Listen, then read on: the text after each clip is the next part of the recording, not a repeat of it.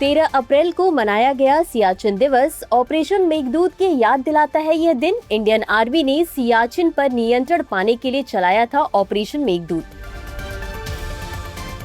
तेलंगाना ने उठाया एक बड़ा कदम, लागू किया राज्य में scheduled caste rationalisation of reservation act. पिछड़े वर्गों को शिक्षा और नौकरी में मिलेगा नया रिजर्वेशन। 14 अप्रैल को मनाई गई डॉक्टर भीमराव अंबेडकर की जयंती। राष्ट्रपति सहित कई नेताओं ने दी श्रद्धांजलि। संविधान निर्माता के रूप में याद किए जाते हैं डॉक्टर अंबेडकर। वैज्ञानिकों ने खोजा मेढक की नई प्रजाति लेप्टोब्रेकियम आरियाटियम रखा गया नाम। असम में खोजी गई है यह प्रजाति। यूरोपीय अंतरिक्ष एजेंसी ने किया बड़ा ऐलान, जल्द ही लॉन्च कर सकता है बायोमास मिशन। पृथ्वी के बायोमास में होने वाले परिवर्तनों पर रखेगा नजर।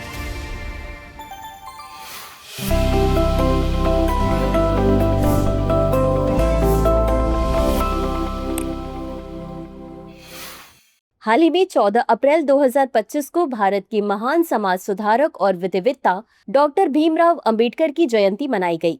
इस अवसर पर राष्ट्रपति द्रौपदी मुर्मू ने संसद भवन में स्थित डॉक्टर अंबेडकर की प्रतिमा पर श्रद्धांजलि अर्पित की।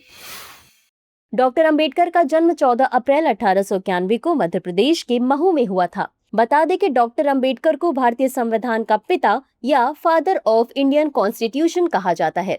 उन्होंने संविधान निर्माण की प्रारूप समिति की अध्यक्षता की और संविधान में समानता, स्वतंत्रता और बंधुत्व के सिद्धांतों को शामिल करने में महत्वपूर्ण भूमिका निभाई। उनका योगदान केवल दलितों के लिए ही नहीं बल्कि उन सभी वर्गों के लिए था जो जातिवाद और असमानता के शिकार थे। डॉक्टर अंबेडकर ने जीवन भर जातिवाद और हिंदू धर्म की रूढ़िवादिता का विरोध किया। 1956 में उन्होंने हिंदू धर्म को त्याग कर बौद्ध धर्म ग्रहण कर लिया था। महाड़ सत्याग्रह डॉक्टर अंबेडकर की अगुवाई में 20 मार्च 1927 को हुआ था। यह सत्याग्रह महाराष्ट्र के रायगढ़ जिले के महाड़ स्थान पर हुआ था। इस सत्याग्रह से अछूतों को सार्वजनिक तालाबों का पानी पीने का अधिकार मिला। उनका यह कदम भारतीय समाज में सामाजिक समानता के लिए एक महत्वपूर्ण मोड़ था। उनकी प्रमुख रचनाओं में एनहिलिएशन ऑफ कास्ट यानी जाति का उन्मूलन, बुद्धा एंड हिज धम्मा और what Congress and Gandhi have done to untouchables शामिल हैं। उन्होंने भारतीय अर्थव्यवस्था को बेहतर बनाने में भी महत्वपूर्ण भूमिका निभाई, जैसे रिजर्व बैंक ऑफ इंडिया की स्थापना में उनका योगदान। डॉक्टर अंबेडकर का जीवन इस बात का प्रतीक है कि शिक्षा, संघर्ष और संगठन से सामाजिक परिवर्तन संभव है। आज भी उनके विचार भारतीय समाज के लिए प्रेरणा का स्रोत बने हुए हैं। हाल ही में तेलंगाना राज्य ने scheduled caste rationalisation of reservation act 2025 लागू किया। इसी के साथ तेलंगाना देश का पहला ऐसा राज्य बन गया जिसने अनुसूचित जातियों के भीतर कैटेगराइजेशन को लागू किया है। इस एक्ट के तहत अनुसूचित जातियों को 3 समूहों में बांटा गया है, जिससे सबसे पिछड़े वर्गों को शिक्षा और रोजगार में उचित अवसर मिल सके। तेलंगाना राज्य ने यह कदम सुप्रीम कोर्ट के 1 अगस्त 2024 के ऐतिहासिक फैसले के बाद उठाया है। इस फैसले में सुप्रीम कोर्ट ने कहा था कि अनुसूचित जातियों और जनजातियों के अंदर भी कैटेगराइजेशन करके सबसे वंचित वर्गों को अलग आरक्षण देना संवैधानिक तौर पर सही है। बता दें कि तेलंगाना राज्य ने सामाजिक, आर्थिक, शैक्षणिक और राजनीतिक स्थिति के आंकड़ों के आधार पर यह वर्गीकरण किया। सबसे पिछड़ी 15 उपजातियों को ग्रुप ए में रखा गया है, जिन्हें 1% आरक्षण मिलेगा। हालांकि ये उपजातियां कुल आबादी का केवल 0.5% हिस्सा हैं, जबकि ग्रुप 2 में 18 उपजातियां शामिल की गई हैं, जिन्हें अब 9% आरक्षण मिलेगा और ये वे उपजातियां हैं जिन्हें पहले सीमित लाभ मिला था। वहीं ग्रुप 3 में 26 उपजातियां रखी गई हैं जो पहले से बेहतर स्थिति में थी। इन्हें 5% आरक्षण दिया गया है।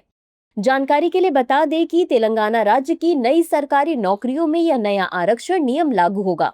हालांकि पहले से जारी भर्तियों पर इसका असर नहीं पड़ेगा। वहीं राज्य सरकार ने घोषणा की है कि 2026 की जनगणना के बाद अगर जरूरत पड़ी तो आरक्षण को और बढ़ाया जा सकता है। यह कदम सामाजिक न्याय को मजबूत करने और वंचित वर्गों को मुख्यधारा में लाने की एक महत्वपूर्ण पहल है। हाल ही में कैलिफोर्निया के तट के निकट रहने वाले सी लायन आक्रामक हो गए हैं। आमतौर पर सी लायन व्यवहार में मित्रवत होते हैं। वैज्ञानिकों का कहना है कि सी लायन के व्यवहार में ये परिवर्तन शैवाल प्रस्फुटन के कारण हुआ है। शैवाल प्रस्फुटन से उत्पन्न न्यूरोटॉक्सिन उनके तंत्रिका तंत्र को बदल रहा है। उल्लेखनीय है कि डोमोइक एसिड डाइटम स्यूडोनेशिया द्वारा उत्पादित एक न्यूरोटॉक्सिन है, जिसके कारण सी लॉयनों के मस्तिष्क के कार्य में परिवर्तन हो रहा है। यह न्यूरोटॉक्सिन डाइटम शैवाल द्वारा स्रावित होता है। गौरतलब है कि डोमोइक एसिड खाद्य श्रृंखला में प्रवेश कर समुद्री जीवों को नुकसान पहुंचाता है और दूषित समुद्री खाद्य के माध्यम से मनुष्यों के लिए घातक खतरा उत्पन्न करता है। बता दें कि जलीय स्रोतों में अचानक से बड़ी शैवाल की उपस्थिति शैवाल प्रस्फुटन या एल्गिल ब्लूम कहलाती है। सी लॉयन समुद्री स्तनधारी जीवों के समूह से संबंधित है, जिन्हें पिनीपेट समूह कहा जाता है। सी लॉयन के अंतर्गत सील और वालरस भी आते हैं। ये जीव बड़े समूहों में पाए जाते हैं और अपनी तीव्र उग्र आवाज के लिए जाने जाते हैं। वे अधिकांशतः समुद्र में रहते हैं, लेकिन आराम करने, मीटिंग करने और बच्चों को जन्म देने हेतु किनारे पर आते हैं। इनमें से अधिकांश जीव प्रशांत महासागर में पाए जाते हैं। हाल ही में यूरोपीय अंतरिक्ष एजेंसी या ईएसए ने घोषणा की है कि जल्द ही वह अपना बायोमास मिशन लॉन्च करेगा। इस मिशन को 29 अप्रैल 2025 को वेगा सी रॉकेट के जरिए कोरू अंतरिक्ष केंद्र से लॉन्च किया जाएगा। यह उपग्रह सूर्य की समकालिक कक्षा में स्थापित किया जाएगा। यह ईएसए अंतरिक्ष एजेंसी का 7वां अर्थ एक्सप्लोरर उपग्रह मिशन है। ईएसए अंतरिक्ष मिशन ने अर्थ एक्सप्लोरर कार्यक्रम के तहत ग्रह के विभिन्न पहलुओं को समझने के लिए कई उपग्रहों को लॉन्च किया है। बता दें कि बायोमास उपग्रह में 12 मीटर का विशाल एंटीना लगा हुआ है, जो P band synthetic aperture radar का उपयोग करेगा। इस तकनीक के माध्यम से उपग्रह समय के साथ बायोमास में होने वाले परिवर्तनों पर नजर रखेगा। इसका मकसद दुनिया के जंगलों का मानचित्र तैयार करना है। यह वैश्विक स्तर पर वन बायोमास का पहला विस्तृत माप उपलब्ध कराएगा। साथ ही जंगलों में हो रहे बदलाव और कार्बन चक्र में उनकी भूमिका के बारे में जानकारी प्रदान करेगा। जानकारी के लिए बता दें कि वन कार्बन चक्र का अहम हिस्सा है, जो काफी अधिक मात्रा में कार्बन को जमा करते हैं। एक अनुमान के मुताबिक वे प्रतिवर्ष लगभग 16 billion metric ton carbon dioxide को सोखते हैं और 861 गीगाटन कार्बन सिंक करते हैं। हाल ही में वैज्ञानिकों ने कोलोरेक्टल कैंसर के एक दुर्लभ रूप की जांच का एक नया तरीका विकसित किया है। यह दुर्लभ प्रकार सिग्नेंट रिंग सेल कार्सिनोमा या एसआरसीसी से संबंधित है। एसआरसीसी कोलन कैंसर के सबसे घातक उपप्रकारों में से एक है। इस नए तरीके ने इस समस्या पर काबू पाने की उम्मीद जगाई है। बता दें कि कोलोरेक्टल कैंसर के जांच की नई विधि क्लिनिकल कैंसर रिसर्च पत्रिका में प्रकाशित हुई है। इस अध्ययन का नेतृत्व टाटा मेमोरियल सेंटर के advance centre for treatment research and education and cancer की शोधकर्ता नाजिया चौधरी ने किया है। बता दें कि कोलोरेक्टल कैंसर या सीआरसी दुनिया में तीसरा सबसे आम कैंसर है और कैंसर से होने वाली मौतों का दूसरा सबसे बड़ा कारण है। कोलोरेक्टल कैंसर अपनी शुरुआती अवस्था में वृहद्रांत में एक मांसल वृद्धि के रूप में शुरू होता है, जिसे पॉलिप कहते हैं। यही अनुपचारित कोलोरेक्टल पॉलिप कोलोरेक्टल कैंसर में विकसित हो जाता है। कोलोरेक्टल पॉलिप्स को अक्सर उनके व्यवहार या कारण के आधार पर विभाजित किया जाता है। वे सौम्य जैसे हाइपरप्लास्टिक पॉलिप, पूर्व घातक जैसे ट्यूबुलर एडेनोमा या घातक जैसे कोलोरेक्टल एडेनोकार्सिनोमा हो सकते हैं। गौरतलब है कि कोलन पाचन तंत्र में वृहदांत्र का हिस्सा होता है। यह पाचन तंत्र के अंत में स्थित होती है। बता दें कि वृहदांत्र शरीर के ठोस अपशिष्ट से पानी और नमक बाहर निकालता है। हाल ही में मेढक की एक नई प्रजाति की खोज की गई है। इसका वैज्ञानिक नाम लेप्टोब्रैकियम आरियाटियम है। इसका नाम असम के एक कॉलेज के नाम पर रखा गया है। बता दें कि इस प्रजाति को गरभंगा रिजर्व फॉरेस्ट से रिकॉर्ड किया गया है। ज़ूटाक्सा पत्रिका में इस मेढक की प्रजाति की खोज का वर्णन किया गया है। इस मेढक की तीखी नारंगी और काली आंखें और एक अनोखा जालीदार गले का पैटर्न होता है। गौरतलब है कि लेप्टोबैक्रियम वंश में मोटे मेढकों का एक समूह शामिल है, जिनके चौड़े सिर, अपेक्षाकृत छोटे पिछले अंग और विशिष्ट रंग की आंखें होती हैं। वर्तमान में इसमें 38 प्रजातियां शामिल हैं। यह प्रजाति दक्षिणी चीन और भारत से लेकर सुंडा शेल्फ और फिलीपींस के द्वीपों तक व्यापक रूप से वितरित है। बता दें कि गरभंगा वन्यजीव अभयारण्य भारत के मेघालय राज्य की सीमा से लगे गुवाहाटी शहर के दक्षिण पश्चिमी हिस्से में एक वन्यजीव अभयारण्य है। गरभंगा वन्यजीव अभयारण्य का कुल भूमि क्षेत्र 117 वर्ग किलोमीटर है और ये गरभंगा और रानी श्रेणियों के बीच स्थित है। इस वन्यजीव अभयारण्य में पेड़ों की 139 प्रजातियां, 122 जड़ी बूटियां और झाड़ियां, चढ़ने वाले पौधे की 52 प्रजातियां, आर्किड की 11 प्रजातियां और बांस और रतन की 5 प्रजातियां पाई जाती हैं। हाल ही में 13 अप्रैल को सियाचिन दिवस मनाया गया। यह दिवस भारतीय सेना की वीरता और समर्पण का प्रतीक है। जिसे विशेष रूप से ऑपरेशन मेघदूत की याद में मनाया जाता है। ऑपरेशन मेघदूत की शुरुआत 13 अप्रैल 1984 को हुई थी। इसकी शुरुआत पाकिस्तान की संभावित सैन्य कार्रवाई की खुफिया जानकारी मिलने के बाद की गई थी। इस ऑपरेशन के जरिए भारतीय सेना ने सियाचिन ग्लेशियर पर अपना नियंत्रण स्थापित कर लिया था। बता दें कि सियाचिन ग्लेशियर दुनिया का सबसे ऊंचा और कठिन युद्ध क्षेत्र है।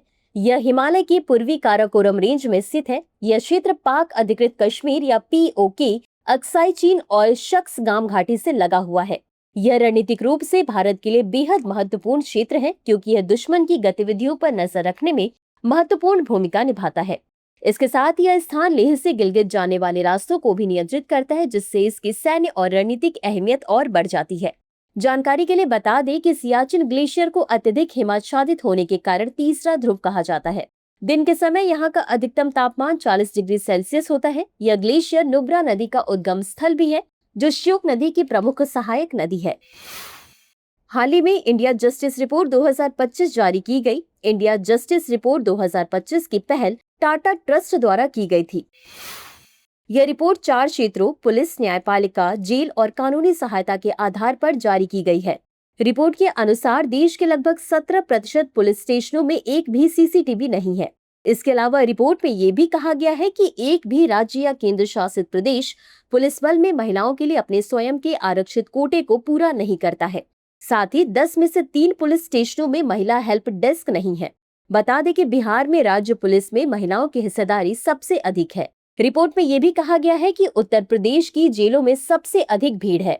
वहीं जेलों के प्रबंधन में तमिलनाडु शीर्ष स्थान पर है। हालांकि कानूनी सहायता में तमिलनाडु का प्रदर्शन खराब बना हुआ है। रिपोर्ट में यह भी बताया गया है कि कर्नाटक एकमात्र ऐसा राज्य है जिसने पुलिस और न्यायपालिका दोनों में कोटा पूरा किया है। इसके अलावा रिपोर्ट में यह भी कहा गया है कि गुजरात में उच्च न्यायालय के न्यायाधीशों और कर्मचारियों के सबसे अधिक पद रिक्त हैं। उल्लेखनीय है कि भारत में पुलिस राज्य सूची के अंतर्गत आती है। तो आइए खबरों से जुड़े 5 सवालों पर डालते हैं एक नजर। डॉक्टर भीमराव अंबेडकर के संदर्भ में निम्नलिखित कथनों पर विचार करें। 1. इन्होंने संविधान निर्माण की प्रारूप समिति की अध्यक्षता की थी। 2. उनकी प्रमुख रचनाओं में एनहेलिएशन ऑफ कास्ट शामिल है। 3. महार सत्याग्रह डॉक्टर अंबेडकर की अगुवाई में 20 मार्च 1917 को हुआ था। उपर्युक्त में से कितने कथन सही है या सही है? A केवल 1, B केवल 2, C सभी 3, D इनमें से कोई नहीं। अगला प्रश्न है, schedule caste rationalisation of reservation act 2025 के संदर्भ में निम्नलिखित कथनों पर विचार करें। 1. इसे लागू करने वाला तमिलनाडु देश का पहला राज्य है। 2. इसके तहत अनुसूचित जातियों को आरक्षण देने के लिए 3 समूहों में बांटा गया है। 3. इसमें सबसे पिछड़े वर्गों को शिक्षा और रोजगार में उचित अवसर देने का प्रावधान किया गया है। उपर्युक्त में से कितने कथन गलत हैं या गलत हैं? A केवल 1, B केवल 2, C सभी 3, D इनमें से कोई नहीं। अगला प्रश्न है, बायोमास मिशन के संदर्भ में निम्नलिखित कथनों पर विचार करें। 1. इस मिशन को 29 अप्रैल 2025 को लॉन्च किया जाएगा। 2. यह ESA अंतरिक्ष एजेंसी का 7वां अर्थ एक्सप्लोरर उपग्रह मिशन है। 3. इसका मकसद दुनिया के जंगलों का मानचित्र तैयार करना है। उपर्युक्त में से कितने कथन गलत है या गलत हैं? A केवल 1, B केवल 2, C सभी 3, D इनमें से कोई भी नहीं। अगला प्रश्न है, गरबंगा वन्यजीव अभयारण्य के संदर्भ में निम्नलिखित कथनों पर विचार कीजिए। 1. यह असम के गुवाहाटी शहर में स्थित है। 2. यह गरबंगा और रानी श्रेणियों के बीच स्थित है। 3. इसे आमतौर पर एक सींग वाले गैंडे के लिए जाना जाता है। उपर्युक्त में से कितने कथन सही है या सही है? A केवल 1, B केवल 2, C सभी 3, D इनमें से कोई नहीं। अगला प्रश्न है, ऑपरेशन मेघदूत के संदर्भ में निम्नलिखित कथनों पर विचार करें। 1. इसकी शुरुआत 13 अप्रैल 1984 को हुई थी। 2. इसके जरिए भारतीय सेना ने सियाचिन ग्लेशियर पर नियंत्रण स्थापित किया था। 3. सियाचिन ग्लेशियर दुनिया का सबसे ऊंचा और कठिन युद्ध क्षेत्र है। उपर्युक्त में से कितने कथन सही है या सही है? A केवल 1, B केवल 2, C सभी 3, D इनमें से कोई नहीं। चलते चलते डालते हैं कुछ छोटी मगर जरूरी खबरों पर एक नजर।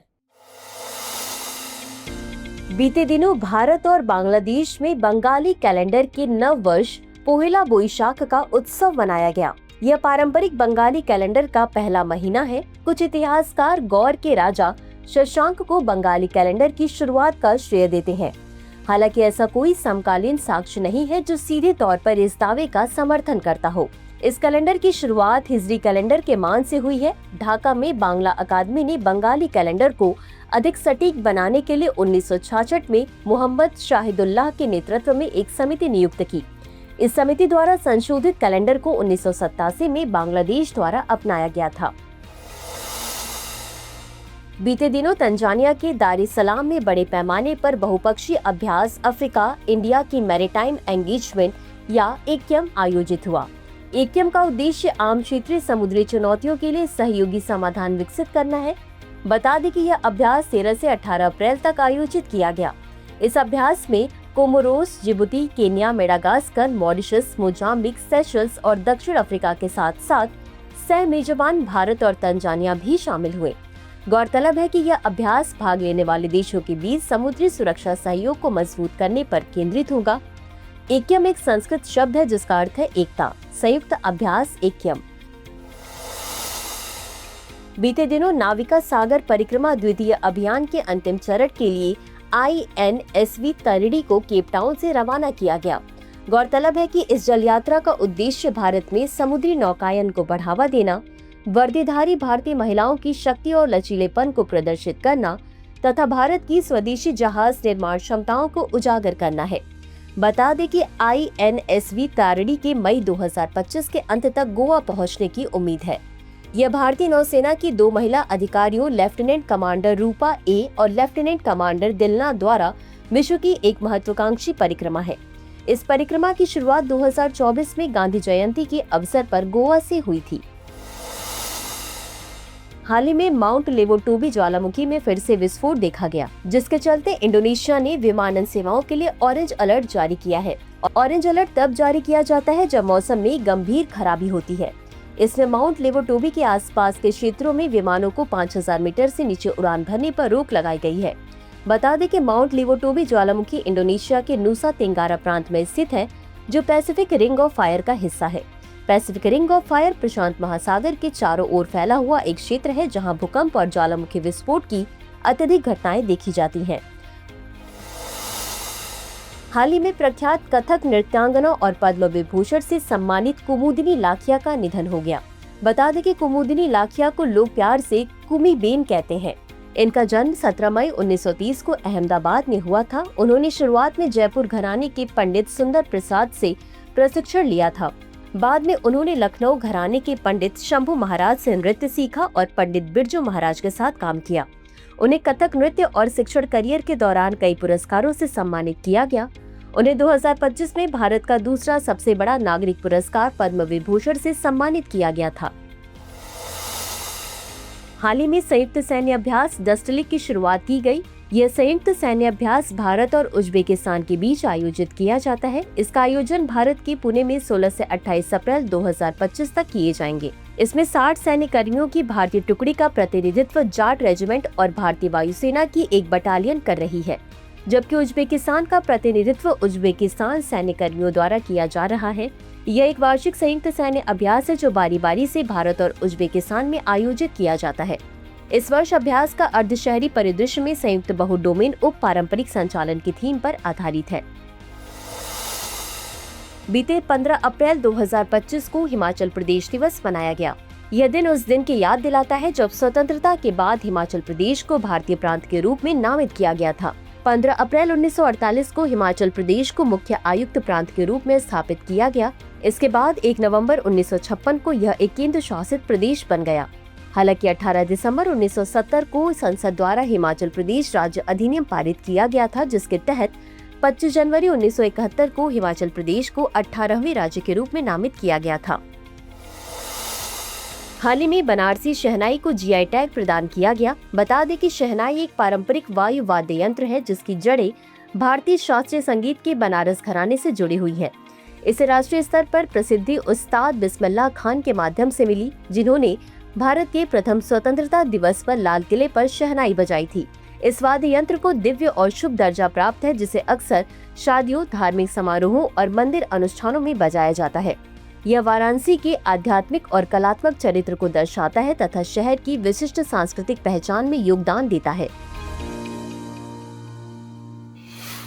प्रिय व्यूअर्स, हमारी टीम कोशिश करती है कि आपको दी गई खबरों में एक भी गलती ना हो, लेकिन यदि किसी सोर्स या ह्यूमन एरर की वजह से ऐसी गलती हो जाती है तो इस वीडियो के कमेंट बॉक्स में उस गलती को सुधार कर पिन कर दिया जाता है।